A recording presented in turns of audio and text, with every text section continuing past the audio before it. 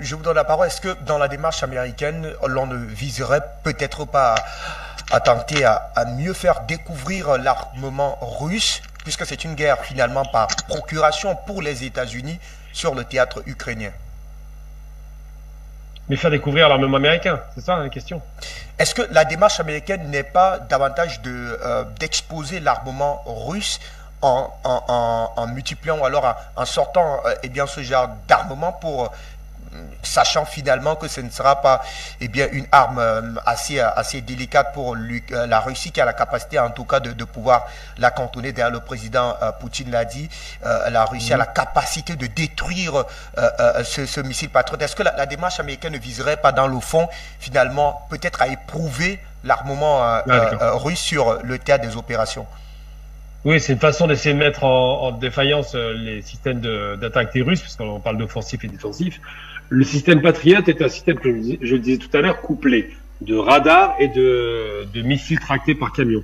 Donc c'est un système qui est très lourd, qui est difficile à mettre en place. Et Luc Michel l'a très bien justement dit tout à l'heure, les Russes ont des batteries considérables de missiles non utilisés depuis la guerre froide, qui peuvent être sollicités uniquement pour obliger et mobiliser l'usage de ces missiles qui coûtent entre 30 et 100 millions de dollars. Ça dépend des types de missiles de défense. Donc, ce qui se passe, c'est que non seulement ça ne mettra pas à l'épreuve la qualité de l'armement des Russes, même s'il a été un peu mis à l'épreuve dans la mesure où les objectifs militaires n'ont pas tous été atteints, mais il n'en reste pas moins que 20% du territoire ukrainien est sous contrôle russe. Mais surtout, la plus importante des choses, c'est que c'est une bataille, effectivement par proxy, une guerre par proxy, de la part de l'OTAN, donc des États-Unis, pour mettre à l'épreuve les qualités réelles du matériel russe. C'est une façon de faire un banc d'essai, on va en parler, un benchmark, comme disent les Américains, un banc d'essai par rapport aux différentes qualités des différents armements utilisés. Alors, ce qui se passe, c'est qu'en matière balistique, les Russes sont largement devant. Ça fait très longtemps qu'ils ont relancé leur programme balistique. Ils ont les moyens financiers, ils ont mis le paquet sur la recherche et développement. Ils ont investi le secteur de l'informatique qu'ils ne maîtrisaient pas du temps de la guerre froide. Et aujourd'hui, les Russes ont développé, parce que ça répond finalement à ce qui s'est passé pendant la guerre froide. Le coup de bluff de Reagan a fonctionné, puisque son fameux système Star Wars, guerre des étoiles, qu'il a mis en place, a épuisé littéralement la Russie dans une course à l'armement qui lui a coûté, évidemment, l'Union soviétique. Aujourd'hui, les Russes ne tombent pas dans ce piège-là. D'abord parce qu'ils ont des moyens financiers qu'ils n'avaient pas à l'époque. Ensuite parce qu'ils ont des moyens technologiques qu'ils ne maîtrisaient pas à l'époque.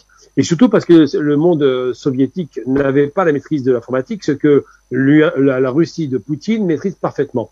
Donc dans différents secteurs d'expertise et de domaines d'expertise, les Russes ont pris largement d'avance. J'ai envie de rappeler quand même qu'après la Seconde Guerre mondiale, c'était les Russes qui étaient aux avant-postes du programme spatial. C'était eux qui ont envoyé un chien dans l'espace, puis un homme, Yuri Gagarin. C'est eux qui ont investi l'espace les premiers, les Américains étaient en retard. Après, les Américains ont comblé leur retard en allant sur la Lune. Les Américains ont comblé leur retard en essayant d'investir le plus d'argent possible dans l'espace avec la NASA, mais ça n'a pas retiré les qualités des Russes qui maîtrisent le ciel, qui maîtrisent l'espace, avec Soyouz, la Station Spatiale Internationale, avec les lanceurs russes qui restent toujours à Baïkonour, toujours aussi efficaces et actifs, et peu chers. Faut pas oublier que le rapport de l'armement russe est beaucoup moins cher que l'armement américain, et qu'en matière technologique, le retard est comblé. Donc il y a une course aux armements qui est relancée à nouveau, sauf que l'anticipation de la Russie, ça a été de relancer la course aux armements il y a 20 ans. C'est pas il y a 2-3 ans, il y a 5 ans. Donc la mise à l'épreuve des armes russes, effectivement, dans le conflit, est un des objectifs américains. Pourquoi? Parce qu'il faut être très clair, nous ne racontons pas l'histoire. Quand il y a un conflit, on l'a vu en Irak en 91, en 2003, les marchés derrière se développent immédiatement. C'est-à-dire que le banc d'essai que constitue un théâtre d'opération militaire avec des réalités sur le terrain et des morts, faut le déplorer, eh bien cette espèce de logique, qui est une logique en vérité très cynique, elle conduit à dire, voilà, vous voyez la qualité de nos armements, c'est de la bonne qualité, ça fonctionne bien, c'est efficace, achetez chez nous. Voilà. Et aujourd'hui, eh bien la concurrence états-unienne face à la Russie, souvent part de l'armement. C'est pas les principes humains qui nous intéressent. Les États-Unis se moquent complètement de la vie des Ukrainiens.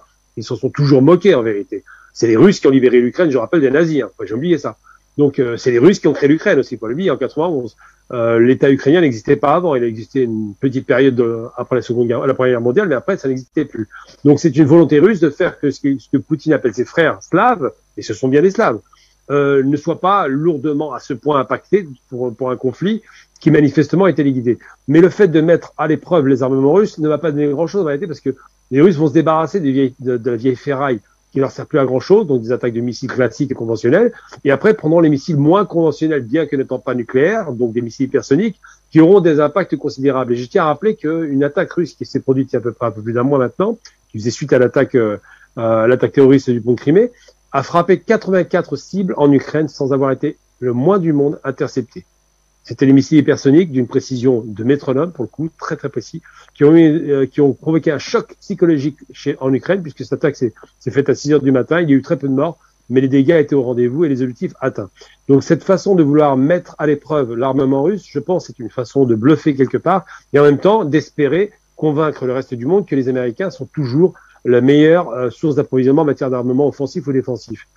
Tout ça, c'est de la mise en scène. Dans les faits, il y aura malheureusement, et je le déplore aujourd'hui toujours, des morts humaines, cette fois-ci, qui vont être faites, des pertes humaines considérables, uniquement pour satisfaire les lobbies de l'armement qui, elles, se frottent les mains à chaque fois qu'il y a une guerre, parce qu'elles savent qu'elles vont décrocher le pompon derrière. On se souvient de la guerre d'Irak, ça a arrosé toute la région de l'armement américain, parce que les Américains étaient censés être les vainqueurs de la guerre. Sur la guerre d'Ukraine, celui qui gagnera la guerre remportera la mise sur le plan simplement de la vente d'armes à travers le monde. Afrique Média, le monde, c'est nous.